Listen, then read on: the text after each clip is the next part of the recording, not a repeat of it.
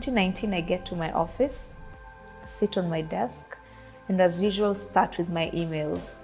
As I was going through my emails, that was at 10 a.m., I started coughing. I remember I coughed till about noon, and by noon, I'd started coughing a bit of blood.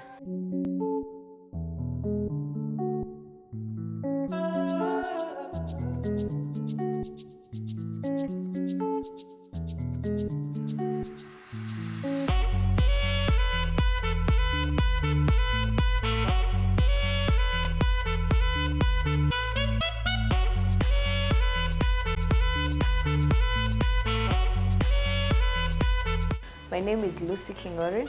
I'm the founder and chief formulator at Buki Brands. Buki is a play on my son's name, that's Buki at home, and it also means by Kenyan. So we beautifully handcraft hair and skincare products. That's body butters, oils, shampoos, and the likes. And we're currently focusing on formulating products using Kenyan purple tea.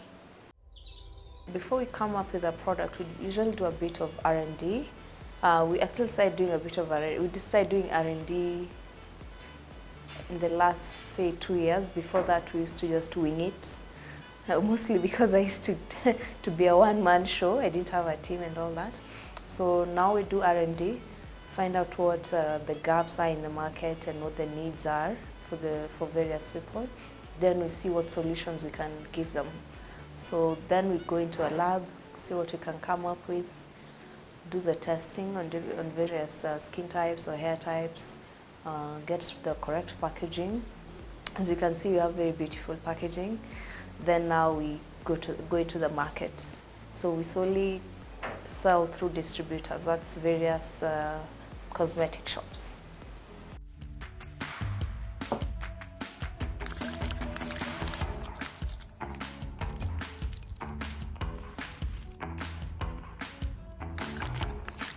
I've always been a creative, but that's not what I wanted to do in school. What I wanted to do was law, because somehow my dad used to make it look really cool. But then I've never been the kind of person who likes reading a lot, you know. So by the time I finished high school, I knew that was not what I wanted to do. So what happened was I started working earlier on. Immediately after high school, I started working. We didn't have enough money for school at the time, so I had to work for a few years before going into campus. So I remember I joined university later on in life when I finally decided to do business. So that was Strathmore University. So I learned a bit of business as I was doing my product formulation. So that was from 2014. 2014 is when I got into product formulation, and that was because my son had eczema and I was looking for a naturally homegrown solution. Yeah, something politer on his skin, something easier on his skin, gentler than what I was using, because a lot of what I was using had steroids in it, and what they were doing was they were bleaching him, they were turning his skin, they were making him lighter than he was. So that's the first time I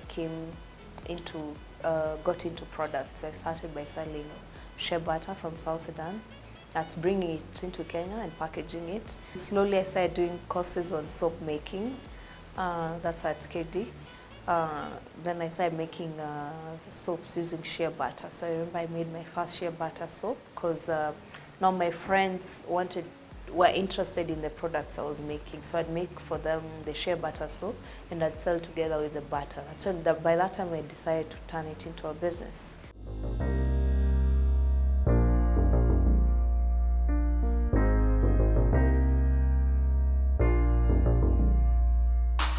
After we did the Caroline Mutoko interview on YouTube, obviously our sales were crazy. The demand for our products was crazy. And I started thinking of 2020. That interview was in 2019, I remember. So I started thinking ahead of what to make, like what to give the market in 2020, or the plans for Buki that I had in 2020. But then we were already on the last quarter of the year, so it was the best time to plan for 2020. I'm a mom of two, and I'm the CEO here. So I had a lot going for me until I remember November 2019, when I decided to go see a doctor about a chest infection I had, mild bronchitis. And even to go see that doctor was, for me, it was a bit of a hassle because I felt I had so much work to do. This could wait. But then my hubby was not for it, so he insisted, go see a doctor, go see a doctor. I actually didn't go see a doctor, I just called the doctor and asked, for if he could prescribe something so that I could finish my work for the day. Then I go see him the next day. So he did, he prescribed something. Then the following days when I went for my chest x-rays and all that in the morning, I just decided to dedicate that day to that. But at the back of my mind, I was just thinking about all the work we had, the backlog of work we had, the production. I needed to employ more people because 2020 we had big plans. We wanted to hit the market with a boom.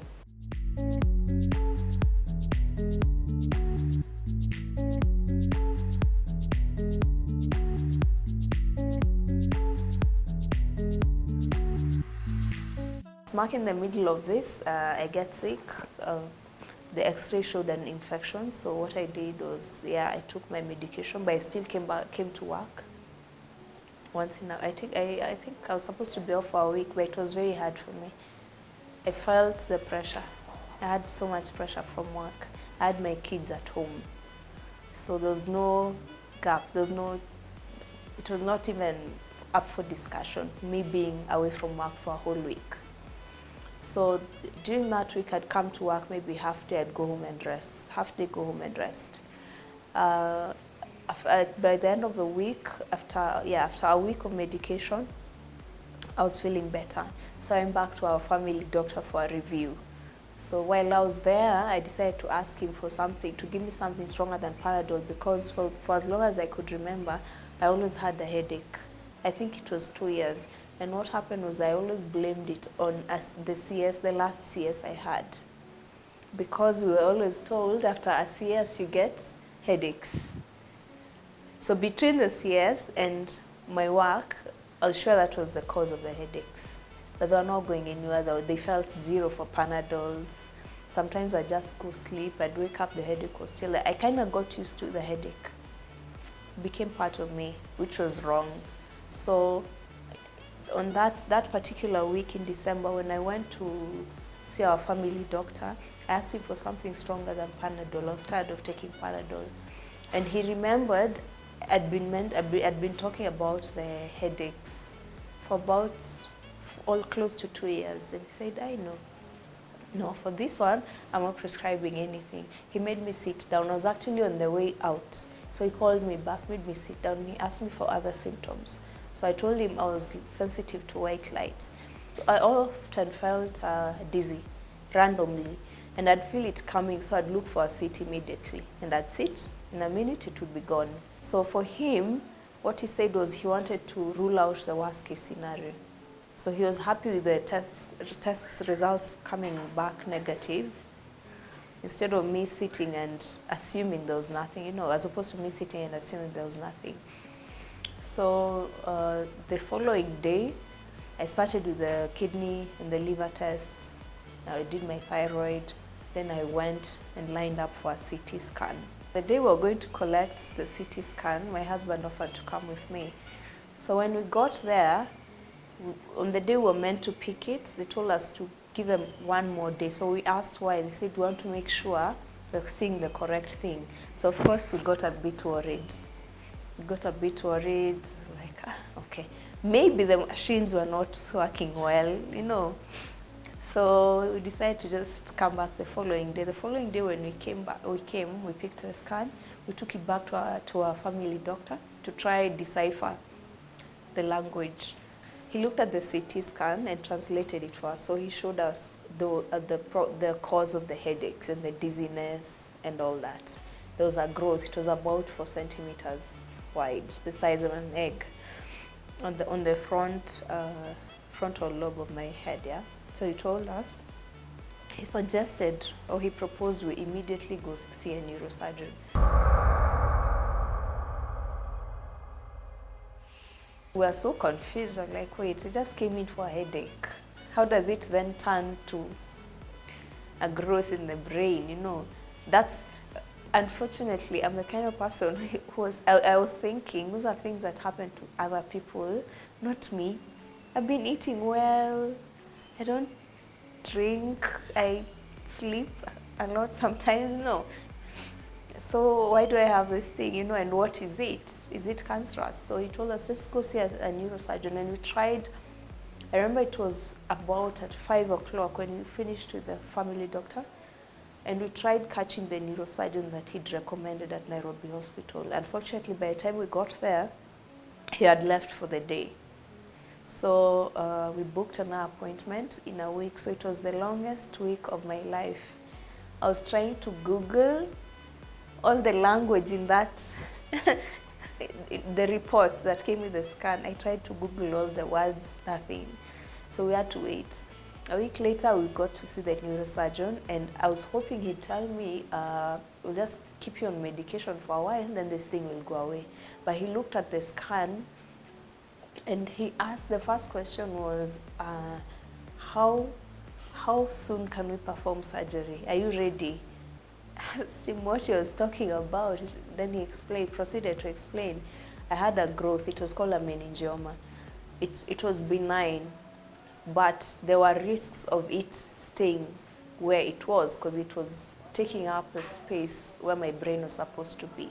So the risks included going permanently blind, losing my memory permanently. Before I had memory gaps, but with the thing still in my head, it meant now completely losing memory permanently.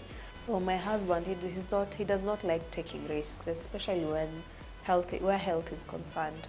So he asked the doctor to just book us in for the earliest date he was available, and that was in another week. So for me, I had a week to sort out my family, sort out my business, sort out myself, and go in for surgery. Like, there were no 2-3 ways about it. We tried asking him if there was laser surgery, medication. He was like, no, this thing just has to be removed.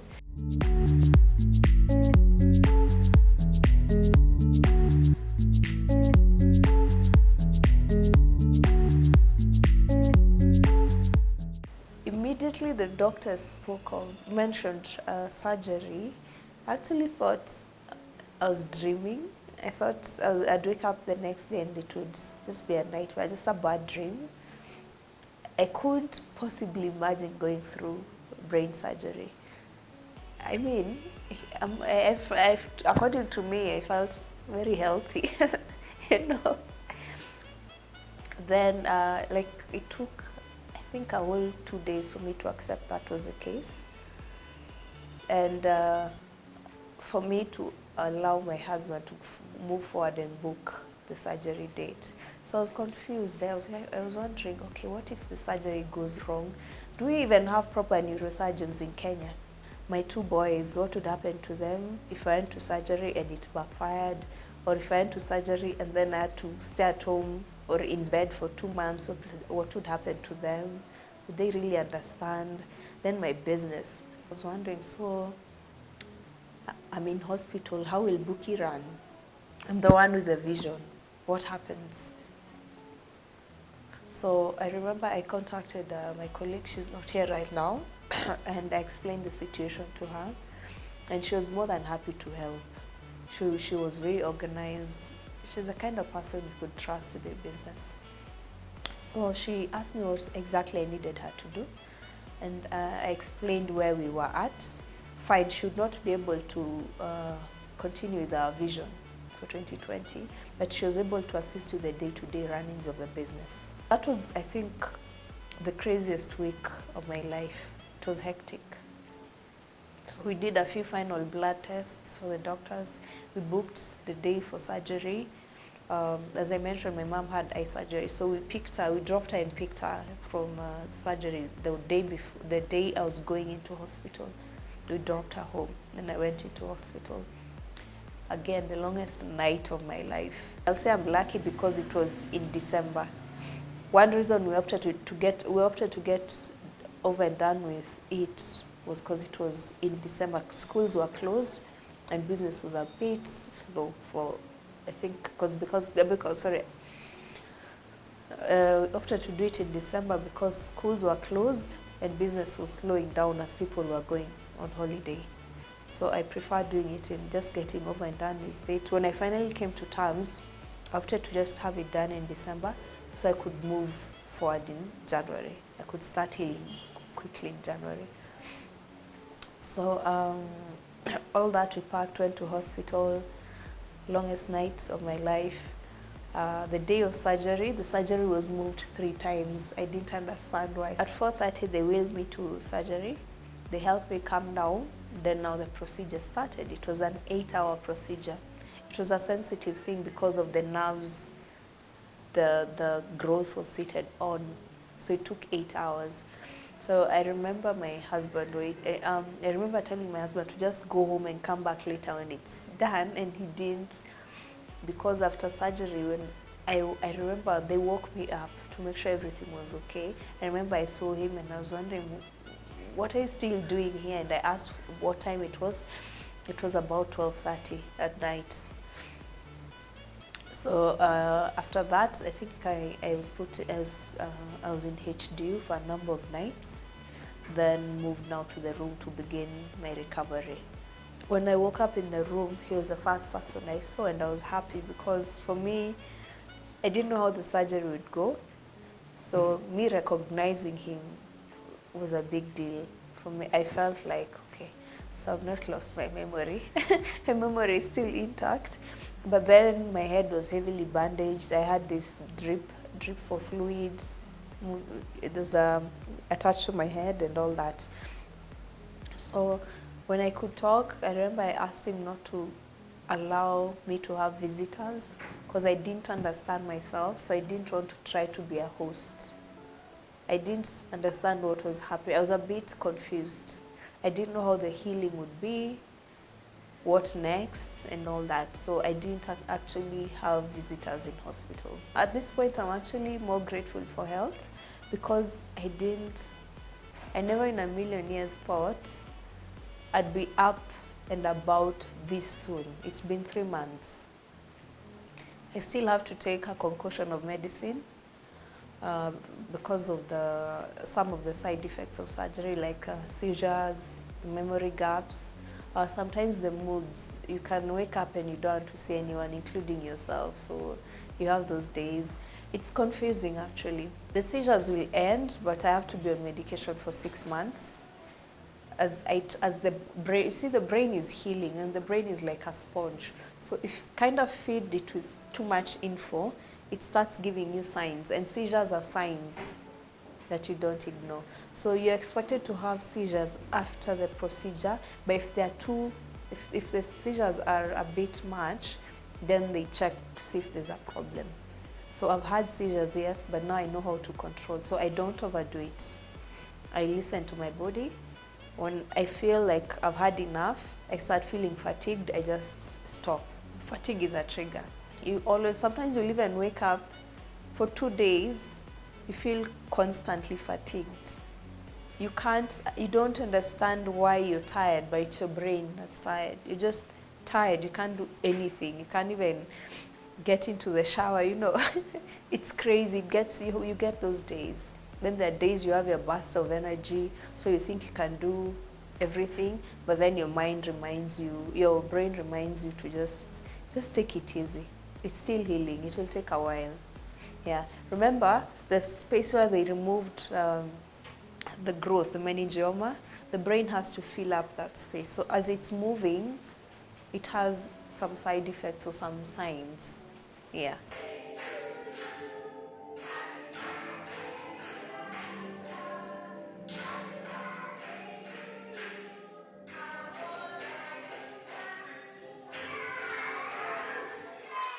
Post-surgery, the healing process was crazy because I was on a concoction of medication. So I was constantly asleep. I'd sleep 6 hours during the day, go back, sleep at night. So I remember even my kids were not brought home for 2 weeks after I got home. My husband was not sure I'd be able to manage them, which was okay. I was happy with that.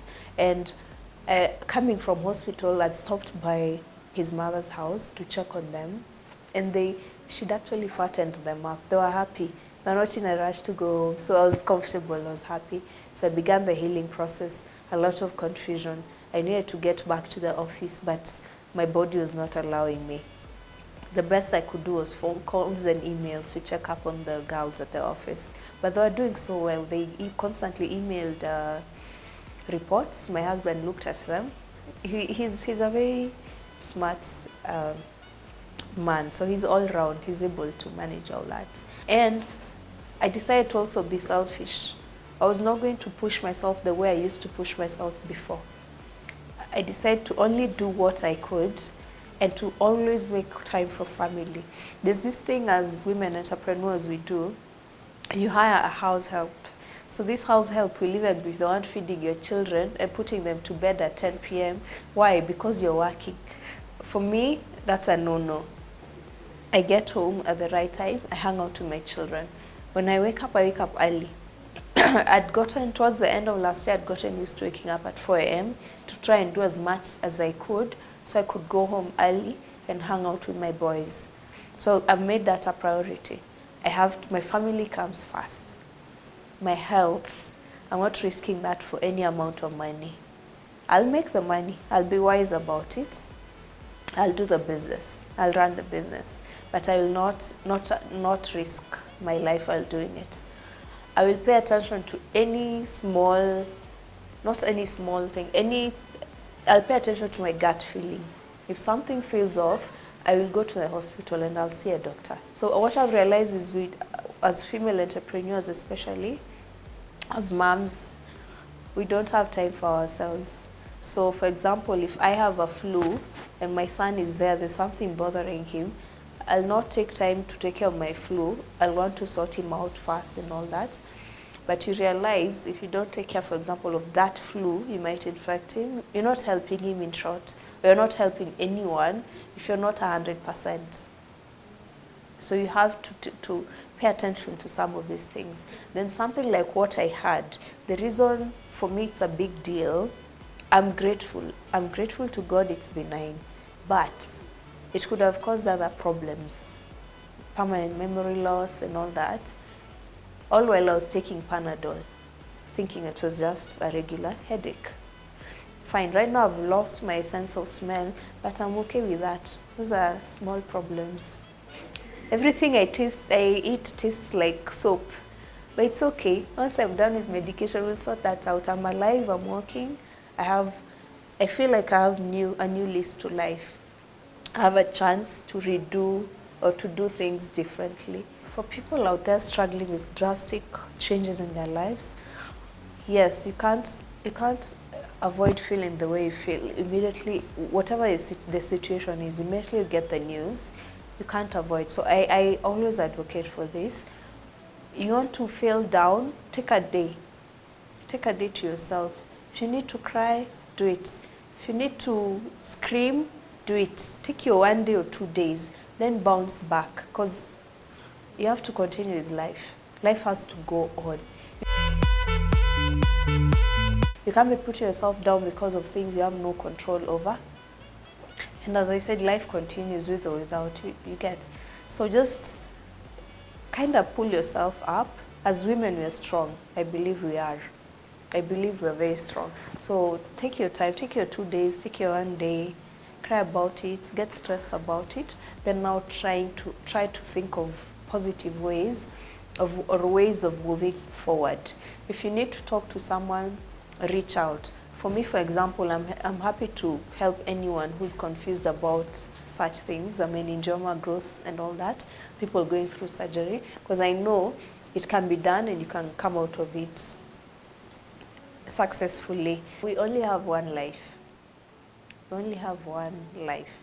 So live it the best you can. You want to party, please go right ahead. You want to be a workaholic, go right ahead. But find a way of taking care of number one. Look out for number one, that's you.